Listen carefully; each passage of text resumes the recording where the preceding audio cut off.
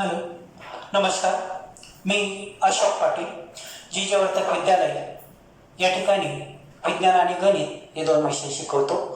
आज आपण इयत्ता 9वीच्या विज्ञान 1चे प्रकरण पहिले गतीचे नियम या प्रकरणाचा अभ्यास करणार आहोत. हे जे व्हिडिओ आहे हे व्हिडिओ मी यूट्यूबला टाकणार आहे. यूट्यूबला मी तुम्हाला लिंक पाठवणार. ती लिंक तुम्ही ओपन केल्यानंतर व्हिडिओ बघायचा आहे आणि तो सबस्क्राईब करायचा आहे. सबस्क्राईब करायचा अर्थ असा होतो की तुम्हाला जास्त पैसे द्यावे लागणार नाही आहेत, जास्तीचे पैसे द्यावे लागणार नाही. पण मी ज्यावेळेस नवीन व्हिडिओ टाकणार आहे त्यावेळी तुम्हाला डायरेक्ट नोटिफिकेशन मिळेल की मी नवीन व्हिडिओ टाकलेला आहे, म्हणून सबस्क्राईब करा. तुम्ही मोबाईलमध्ये व्हॉट्सअपवर हे डाउनलोड करू नका.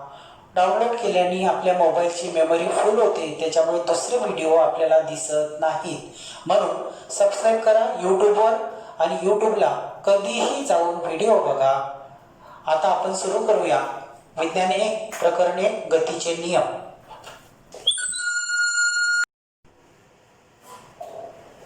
प्रकरणाला सुरुवात आपण करणार आहोत. प्रकरणाचं नाव आहे गतीचे नियम. बघा, आता गतीच्या नियमामध्ये या प्रकरणात आपल्याला काय शिकायचं आहे ते बघा. या प्रकरणात आपण गती, विस्थापन व अंतर, त्वरण तसेच न्यूटनचे गतिविषयक नियम व समीकरणे अभ्यासणार आहोत. अजून एकदा बघा, या पाठात आपण गती, विस्थापन व अंतर, त्वरण तसेच न्यूटनचे गतिविषयक नियम व समीकरणे अभ्यासणार आहोत. स्पष्टीकरण. वस्तूची गती म्हणजे नेमकं काय असते? दैनंदिन जीवनात आपण विविध वस्तूंची गती पाहतो. काही वेळा वस्तूंची गती आपण प्रत्यक्ष पाहू शकत नाही, जसे की वाहणारा वारा. आपण ज्या वस्तूंची गती पाहू शकत नाही ती एक वस्तू म्हणजे वाहणारा वारा. हे उदाहरण या ठिकाणी दिलेलं आहे. म्हणजे दैनंदिन जीवनात वस्तूंना गती असते, परंतु प्रत्येक वस्तूची गती स्पष्ट दिसतेच असं नाही, परंतु तिची जाणीव आपल्याला होते. बघा, हे एक उदाहरण. तुम्ही रस्त्याने चालत असताना वारा आल्यानंतर तुमच्या डोक्यावरची टोपी पलीकडे हवेच्या दिशेने उडालेली आहे. दैनंदिन जीवनात आपण विविध वस्तूंची गती पाहतो. काही वेळा वस्तूंची गती आपण प्रत्यक्ष पाहू शकत नाही, जसे की वाहणारा वारा. हे वाक्य आपण अगोदरच बघितलं आणि त्याचं एक उदाहरण या ठिकाणी दिसते. प्रत्यक्ष आपल्याला अनुभवायला मिळालं की वाऱ्यामुळे आपली डोक्यावरची टोपी उडून जाते. त्यावेळेस आपल्याला कळते की वाऱ्याला गती आहे. गती ही सापेक्ष संकल्पना आहे. जर एखादी वस्तू सभोवतालच्या संदर्भात तिची जागा बदलत असेल तर ती गतिमान आहे असे म्हणतात. बघा, म्हणजे वस्तूची गती नेमकी महत्वाची काय आहे तर समोरचा व्यक्ती जो एखाद्या वस्तूला गतिमानतेने बघतो आहे त्या व्यक्तीलाच कळेल की वस्तू गतिमान आहे. गती ही सापेक्ष संकल्पना आहे. जर एखादी वस्तू सभोवतालच्या संदर्भात तिची जागा बदलत असेल तर ती गतिमान आहे असे म्हणतात. बघा, ही रिंग एका जागेवरून दुसऱ्या जागी जाताना दिसते आणि म्हणून ती गतिमान आहे असे आपल्याला म्हणता येईल. बघा, पृथ्वी सूर्याच्या भोवती परिभ्रमण करते आणि परिभ्रमण करत असताना तिची गती जी आहे ती आपल्याला या व्हिडिओमध्ये दिसते. व्हिडिओ बघा आणि काही ठराविक गोष्टी असतील त्या लिहून घ्या.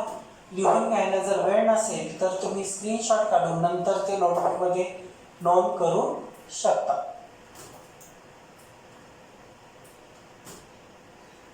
ओके.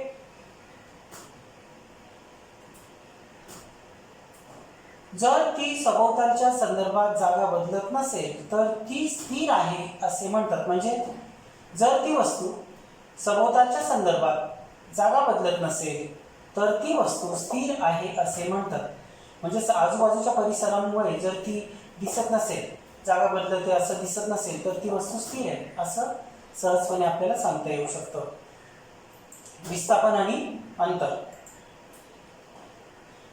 जर शीतल नावाची एक मुलगी शाळेत जाताना संगीता नावाच्या मैत्रिणीच्या घरी जाऊन मग शाळेत पोहोचली, प्रशांत मात्र घरातून सरळ रेषेत शाळेत गेला.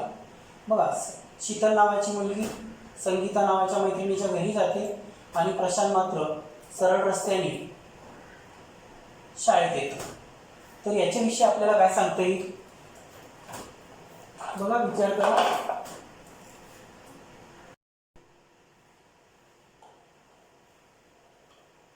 दोघेही जर एकाच चालीने चालत जात असतील तर शाळेत कमी वेळेत कोण पोहोचेल आणि का? बघा, दोघेही एकाच चालीने जात असतील तर शाळेत कमी वेळेत कोण पोहोचेल का? याचा विचार आपण केला असेल. बघूया आता याचं स्पष्टीकरण.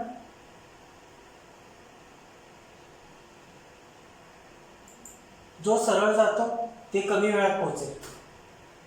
प्रत्यक्ष चालावे लागलेले अंतर व सरळ रेषेतील अंतर यामध्ये फरक पडेल. जो सरळ जातो तो कमी वेळात पोहोचतो. प्रत्यक्ष चालावे लागलेले अंतर व सरळ रेषेतील अंतर यामध्ये फरक पडणार आहे. कारण प्रत्यक्ष चालावे लागलेले अंतर जे आहे ते थोडंसं वक्राकृती असण्याची किंवा रस्त्याच्या आजूबाजूला कुठेतरी जाऊन नंतर आपल्या मार्गक्रमणासाठी लागणारा असेल. पण प्रशांत मात्र सरळ रेषेत सरळ मार्गाने शाळेत येतो आणि शीतल मात्र संगीताच्या घरी जाते. परंतु शीतलचं घर आणि संगीताचं घर एकाच रस्त्यावर असेल आणि संगीता रस्त्यावर उभी असेल तर संगीता आणि शीतल तसंच प्रशांत हे तिघजण एकाच वेळी शाळेत येतील. कारण संगीता रस्त्यावर उभी आहे त्याच्यामुळे तिला वेळ लागत नाही आणि तो रस्ता एकच आहे, मार्ग एकच आहे आणि म्हणून कदाचित ते सगळेजण एकाच वेळी शाळेत येतील. पण तसं या ठिकाणी नाही असं गृहीत धरा. संगीता ही रस्त्याच्या पलीकडे कुठेतरी राहते आहे, शीतल तिच्या घरी जाते आहे आणि नंतर मग ती शाळेत येते. यावरून असे सांगता येईल की अंतर म्हणजे दोन बिंदूंच्या दरम्यान गतिमान वस्तूने प्रत्यक्ष केलेले मार्गक्रमण होय. अंतराची व्याख्या बघा. अंतर म्हणजे दोन बिंदूंच्या दरम्यान गतिमान असताना वस्तूने प्रत्यक्ष केलेले मार्गक्रमण होय. अंतराची व्याख्या लिहून घ्यायची आहे, नाहीतर मग स्क्रीनशॉट काढा आणि नंतर व्हिडिओ संपल्यावर ते सगळे वहीमध्ये लिहून घ्या. आता विस्थापनाची व्याख्या बघूया. विस्थापन म्हणजे गतिमानतेच्या आरंभ व अंतिम बिंदूमधील सर्वात कमी अंतर होय. विस्थापन म्हणजे गतिमानतेच्या आरंभ व अंतिम बिंदूतील सर्वात कमी अंतर होय. इथे बघा, हा एक बिंदू आहे, आरंभ बिंदू, आणि हा अंतिम बिंदू आहे. या दोन बिंदूमधील जे अंतर असते ते विस्थापन पण असते. विस्थापन कमी पण असू शकते आणि जास्त पण असू शकते. आता विस्थापन बघा, विस्थापनामध्ये जर आपण विचार केला तर हा एक बिंदू आणि हा एक बिंदू अतिशय जास्त विस्थापन झाले आहे. जर हाच बिंदू इथे गेलाय असं गृहीत धरलं तर, किंवा इथे असलेली वस्तू आपण इथे आणली तर विस्थापन जास्त झाले. पण हा बिंदू थोडासा इकडे सरकला तरी विस्थापन होते. पण हाच बिंदू इथे गोल गोल फिरत असेल तर विस्थापन होण्याचा प्रश्न येत नाही. अंतर मात्र कापलं जाईल पण विस्थापन नाही होणार. जर स्वराली 100 मीटर त्रिज्या असलेल्या वर्तुळाकार मैदानाच्या कडेने फेऱ्या मारते तर तिने अंतर कापले मात्र विस्थापन झाले नाही. ही स्वराली वर्तुळाच्या कडेने गोल फेऱ्या मारते तर तिने अंतर तर कापलंय पण विस्थापन काही झालंच नाही. जसं की पंखा, आपल्या वर लावलेला पंखा, वर्गामध्ये जो पंखा लावलाय तो पंखा त्याची पाते गोलाकार फिरतायत, ते अंतर कापतायत पण त्यांचं विस्थापन काही होताना दिसत नाही आणि म्हणून स्वरालीचं सुद्धा विस्थापन झाले नाही असं या उदाहरणावरून आपल्याला सांगता येते. आपल्याकडे असलेली पाण्याची बॉटल बेंचवर ठेवा आणि ती जागच्या जागी गोल फिरवा तर त्या बाटलीचं विस्थापन नाही होणार, अंतर मात्र तिने कापलेलं असेल. या उलट जर एखाद्या मोटारीने सरळ रेषेत काही अंतर कापले तर विस्थापनही होते. ही मोटार आहे, कार आहे. या कारने या ठिकाणाहून अंतर कापलं तर या ठिकाणी समजा या ठिकाणी असेल ती इथे आलेली आहे म्हणजे विस्थापन सुद्धा झालंय. अंतर कापलं तर विस्थापन सुद्धा झालंय. पण काही वेळेस अंतर कापलं तरी विस्थापन होत नाही, जे अगोदर आपण अगोदरच्या उदाहरणामध्ये स्वरालीचं उदाहरण घेतलेलं होतं. एखाद्या वस्तूचे विस्थापन शून्य असले तरी त्याच वस्तूने प्रत्यक्षात कापलेले अंतर शून्य नसू शकते.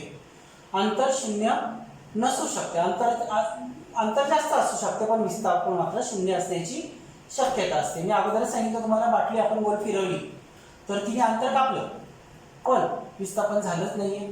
मग चालीचं सूत्र या ठिकाणी दिले. चाल आणि वेग आपल्याला आता बघायचं आहे. चाल म्हणजे काय? चालीचं सूत्र बघा. चाल बरोबर कापलेले एकूण अंतर भागिले लागलेला एकूण कालावधी. चाल बरोबर कापलेले एकूण अंतर भागिले लागलेला एकूण कालावधी.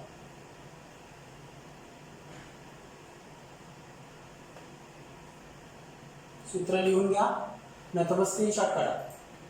चाल ही अदिश राशी असून तिचे एकक SI पद्धतीत मीटर प्रति सेकंद, RW जरा एक्स्ट्रा दिलेला आहे तो लिहू नका, CGS पद्धतीत सेंटीमीटर प्रति सेकंद आहे.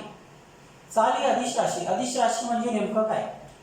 ज्या राशीला व्यक्त होण्यासाठी फक्त परिमाणाची गरज असते त्या राशीला अदिश राशी असे म्हणतात. चाल ही अदिश राशी आहे.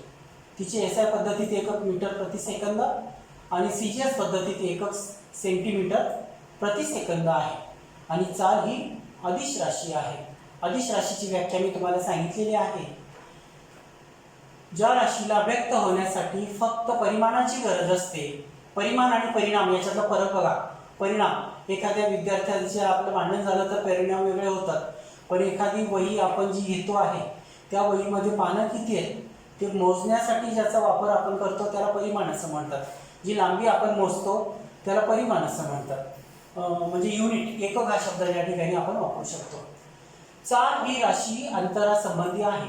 चाल करतो आपण एका ठिकाणाहून दुसऱ्या ठिकाणी तर अंतर कापलं जातं, म्हणून चाल ही राशी अंतरासंबंधी आहे. एखाद्या वस्तूने एकक कालावधीत विशिष्ट दिशेने कापलेल्या अंतरास वेग असे म्हणतात. वेगाची व्याख्या बघा, लिहून घ्या, नाहीतर मग स्क्रीनशॉट काढा.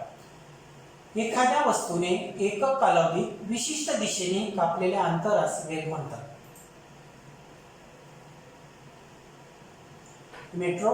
मेट्रोने एका ठिकाणाहून दुसऱ्या ठिकाणी दुसऱ्या स्टेशनवर जाऊन अंतर कापलेलं आहे.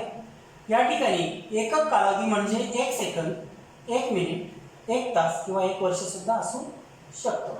1 मिनिट, 1 सेकंद, 1 मिनिट, 1 तास, 1 वर्ष, 12 वर्ष, 15 वर्ष, 50 वर्ष असा सुद्धा कालावधी असू शकतो. 1 सेंटीमीटर, 1 मीटर, 1 फूट, 1 किलोमीटर अशा पद्धतीने सुद्धा कालावधी असण्याची शक्यता. कालावधी वेगळा असतो आणि अंतर जे मी सांगितलं तुम्हाला, अंतर 1 मीटर, 1 सेंटीमीटर, 1 किलोमीटर हे जे ते अंतर असं जे असते ते सुद्धा आपल्याला कालावधी सांगता येतो, म्हणजे त्याचं अंतर सांगता येते एककामध्ये. म्हणून इथे लक्षात घ्यायचं आहे, कालावधी वेगळा वेगळा आहे.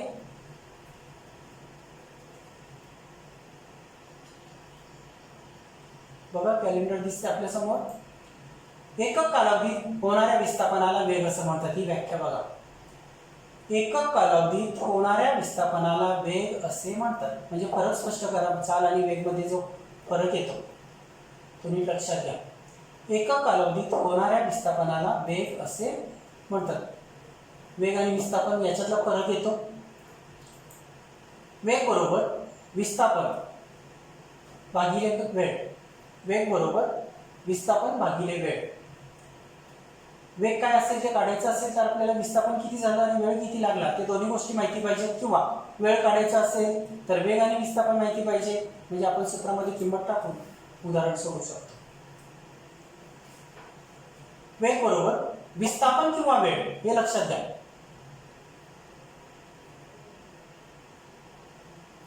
वेग बरोबर विस्थापन झालंय. विस्थापन झालं मग किती वेळेत झालेलं आहे ते आपल्याला बघायचं आहे. वेग बरोबर विस्थापन भागिले वेळ हे सूत्र आपण त्या ठिकाणी वापरलेलं होतं, ते बघा अजून एकदा आपण बघूया.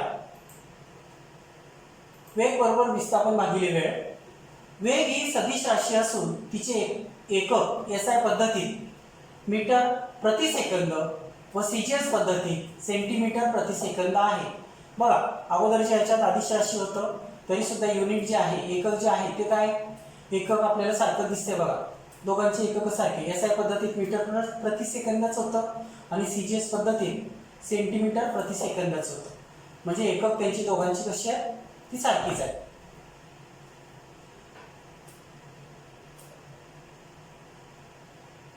चाल आणि वेग यांची एकक सारखी आहेत.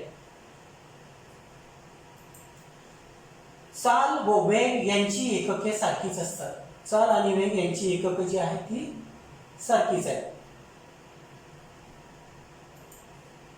वेग हा विस्थापनाशी संबंधित आहे. वेग हा विस्थापनाशी संबंधित आहे. गती सरळ रेषेत असेल तर चाल व वेग यांचे मूल्य सारखेच असते. गती जर सरळ रेषेत असेल तर चाल आणि वेग यांचे मूल्य जे असते सारखे असते, अन्यथा ते वेगळे असू शकते. जर चाल आणि वेग भिन्न असेल तर ते वेगवेगळे असण्याची शक्यता असते.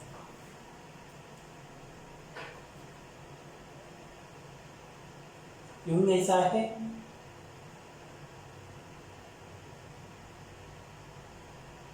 चाल व दिशा यांचा वेगावर होणारा परिणाम. चाल व दिशा यांचा वेगावर होणारा परिणाम. वेग हा चाल व दिशा या दोघांशी संबंधित आहे व वेग पुढील प्रकारे बदलतो. कोणत्या पद्धतीने वेग बदलतो ते आपण आता बघणार आहोत. वेग बदलण्यासाठी 3 महत्त्वाचे मुद्दे या ठिकाणी तुमच्या समोर येणार आहेत. पहिला जो मुद्दा आहे तो आपल्याला दिसेल या ठिकाणी, तो बघा. चाल बदलून आणि दिशा तीच ठेवली, चाल बदलली आणि दिशा तीच ठेवली तर वेगावर परिणाम होतो.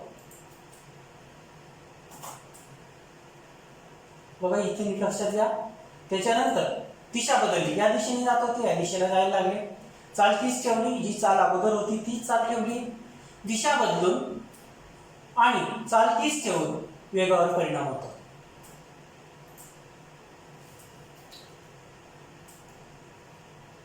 तिसरा क्रमांक, चाल व दिशा दोन्ही बदलले तरी सुद्धा वेगावर परिणाम होतो.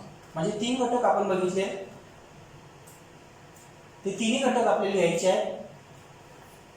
वेगावर परिणाम करणं कशामुळे होतो ते नीट लक्षात घ्या.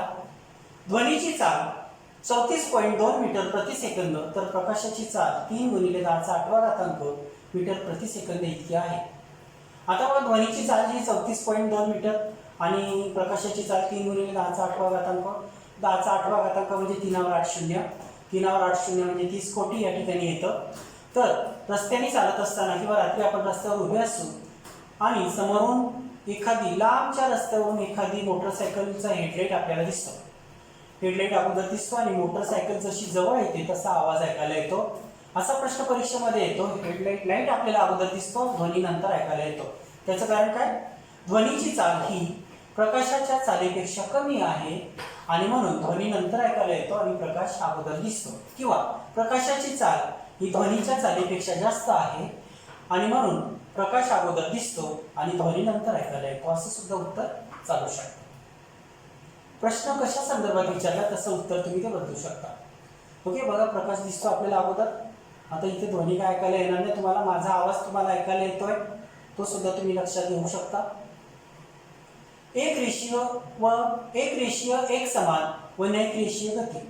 एक समान गती आणि नैक रेषीय गती. एक रेषीय आणि नैक रेषीय अशा 2 महत्त्वाच्या व्याख्या आपल्याला बघायच्या आणि त्यांची सुद्धा व्याख्या परीक्षेत विचारली जाते. खरंच स्पष्ट विचारला जातो. एक समान गतीची व्याख्या बघा. जर वस्तू समान कालावधीत समान अंतर कापत असेल तर तिच्या गतीला एक समान गती म्हणतात. जर वस्तू एक समान कालावधीत समान अंतर कापत असेल तर तिच्या गतीला एक समान गती असे म्हणतात. बघा पंखा, सिलिंग फॅन असेल किंवा टेबल फॅन असेल तर त्याची जी पाते ती पाते समान कालावधीत समान अंतर कापतात आणि म्हणून त्याला एक समान गती असं म्हटलं जातं. जर वस्तू समान कालावधीत असमान अंतर कापत असेल तर तिच्या गतीला नैक समान गती असं म्हणतात. बघा, सायकलवर चालणारा व्यक्ती आणि सायकलवरून जाणारा व्यक्ती आणि कारमध्ये बसलेले लोक जे आहेत त्यांचा समान कालावधी असतो, पण अंतर मात्र कमी जास्त ते कापतात. याचं उदाहरण, गर्दीच्या ठिकाणी वेळ जास्त लागतो आणि अंतर कमी कापलं जातं. कमी गर्दीच्या ठिकाणी अंतर जास्त कापलं जातं आणि वेळ कमी लागतो. म्हणजे इथे जी गती आहे ती नैक समान गती आहे. जर वस्तू समान कालावधीत असमान अंतर कापत असेल तर तिच्या गतीला नैक समान गती असं म्हणतात. ही सुद्धा व्याख्या तुम्हाला लिहायची आहे.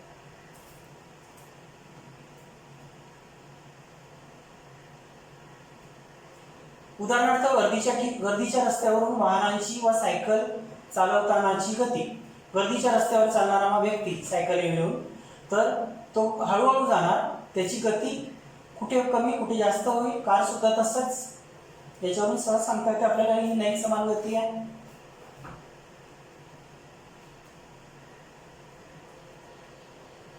घसरगुंडी खेळली असेल तुम्ही तर वरचा जो वेग असतो तो कमी असतो, मध्यभागी आल्यानंतर थोडा जास्त होतो आणि खाली जाताना परत तो शून्य होतो. घसरगुंडी खेळताना तिच्यावरून घसरताना सुरुवातीस वेग कमी असतो, मध्ये तो वाढतो व शेवटी तो कमी होऊन शून्य होतो. या वेग बदलातील दरालाच त्वरण असं म्हणतात. बघा, त्वरण, वेग बदलातील दरालाच त्वरण असे म्हणतात. वेग बदलातील दरालाच त्वरण असे म्हणतात. वेग बदलातील दर म्हणजे काय? त्वरण. व्याख्या लिहून घ्यायची, तुम्हाला स्क्रीनशॉट काढला तरी चालू शकतो.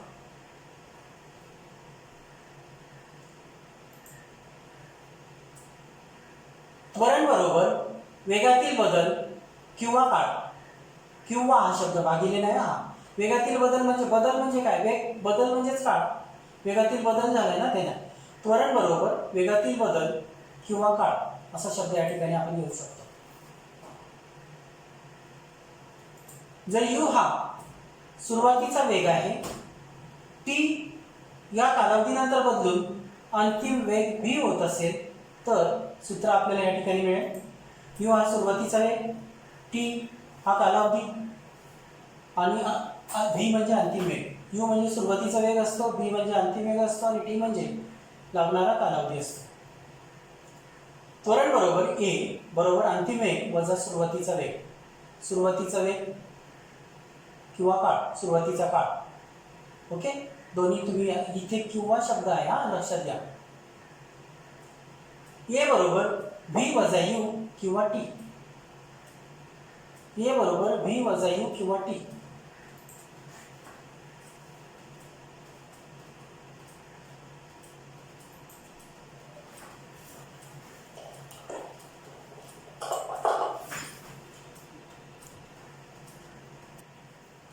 इथे थोडीशी दुरुस्ती आपण करणार आहोत.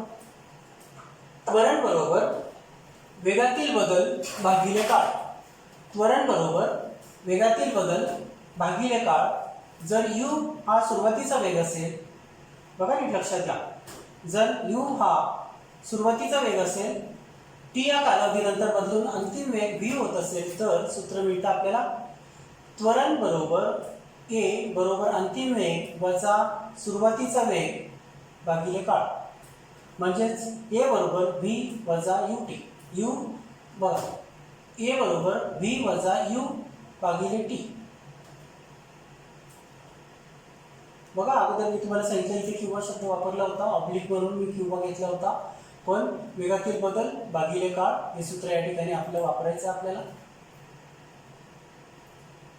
वेगातील बदल म्हणजे अंतिम वेग वजा सुरुवातीचा वेग भागिले t हे सूत्र आपलं आहे. आता जर समान कालावधीत वेगामध्ये समान बदल होत असतील तर एक समान त्वरण होते. समान कालावधीत वेगामध्ये समान बदल होत असतील तर एक समान त्वरण होईल.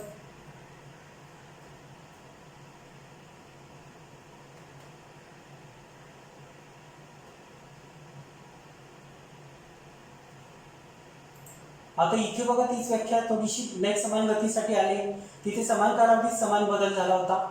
समान कालावधीत वेगामध्ये असमान बदल होत असतील तर नैक समान त्वरण होते. एक समान त्वरण आणि नैक समान त्वरण याची व्याख्या फक्त एकच शब्द बदलून असमान बदल हा शब्द. वेगामध्ये असमान बदल, समान कालावधीत वेगामध्ये असमान बदल होत असतील तर नैक समान त्वरण होते, म्हणजे यालाच नैक समान त्वरण असं म्हणतात.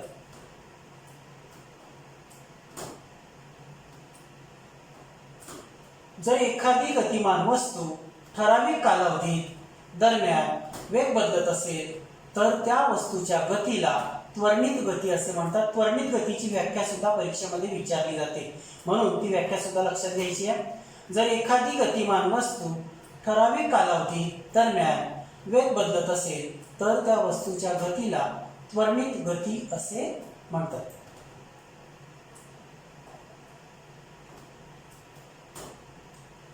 गतिमान वस्तूमध्ये दोन प्रकारचे त्वरण असू शकते. गतिमान वस्तूमध्ये दोन प्रकारचे त्वरण असू शकते.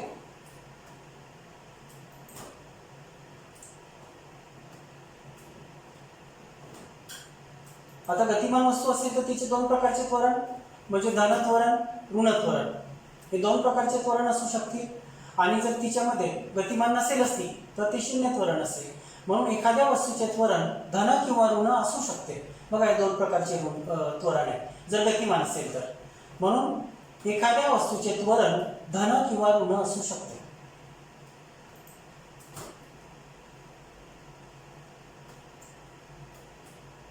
या आकृती बघा. आता याच्यानंतर जर आपण विचार केला तर बघा, जेव्हा एखाद्या वस्तूचा वेग वाढतो तेव्हा वस्तूचे त्वरण धन असते. येथे त्वरण वेगाच्या दिशेने असते, म्हणजे त्वरण आणि वेग हे दोघांची दिशा सारखीच असते. त्वरण वेगाच्या दिशेने असते. मग बघा, एखाद्या वस्तूचा वेग वाढतो तेव्हा वस्तूचे त्वरण धन असते. येथे त्वरण वेगाच्या दिशेने या ठिकाणी आपल्याला दिसते. एखादी बस किंवा कार ज्या दिशेने जाते त्या दिशेने त्वरण होते आणि म्हणून तिचा वेग जो आहे तो आपल्याला वाढताना दिसतोय, म्हणून हे धन त्वरण आहे. जेव्हा एखाद्या वस्तूचा वेग कमी होतो तेव्हा वस्तूचे त्वरण ऋण असते. ऋण त्वरणालाच अवत्वरण किंवा मंदन असेही म्हणतात. हे ते वेगाच्या विरुद्ध दिशेने असते. बघा व्याख्या नीट लक्षात घ्या. अवत्वरण किंवा मंदन किंवा ऋण त्वरण तिन्ही एकच शब्द आहेत, हे लक्षात घ्यायचं आहे. एखाद्या वस्तूचा वेग कमी होतो तेव्हा त्या वस्तूचे त्वरण ऋण असते. ऋण त्वरणालाच अवत्वरण किंवा मंदन असेही म्हणतात. ते वेगाच्या विरुद्ध दिशेने होते. आणि धनत्वरण जे असते ते वेगाच्या दिशेने होते.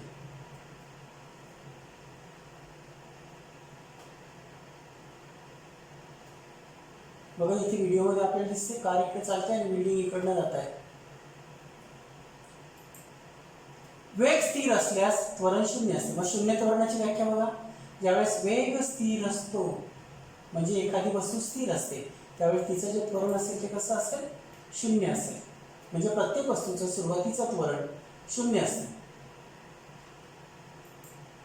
अशा पद्धतीने आपण इथपर्यंत आता आलेलो आहोत आणि पुढचा जो भाग आहे तो आपण नंतर बघणार आहोत. हा व्हिडिओ क्रमांक 1 असेल. लिंक वर मी टाकल्यानंतर सबस्क्राईब करायला विसरू नका, म्हणजे पुढच्या व्हिडिओची लिंक तुम्हाला सहजपणे उपलब्ध होईल. त्यासाठी वेगळा काही पैसे तुम्हाला मोजावे लागणार नाही आहेत, म्हणून प्रत्येकाने सबस्क्राईब करा आणि पुढच्या व्हिडिओची लिंक आपल्या मोबाईलमध्ये आपल्याला नोटिफिकेशन मिळेल. धन्यवाद. सुरक्षित राहा, घरी राहा, मास्क बांधूनच बाहेर घराच्या बाहेर निघा. शाळेत कोणत्याही प्रकारचा मेसेज आल्याशिवाय शाळेत येऊ नका. मुख्याध्यापिका किंवा मॅनेजमेंटनी किंवा सरकारने सांगितलं तरच शाळेमध्ये येण्याचा प्रयत्न करा, अन्यथा कोणी शाळेत सध्या तरी यायचं नाही. धन्यवाद.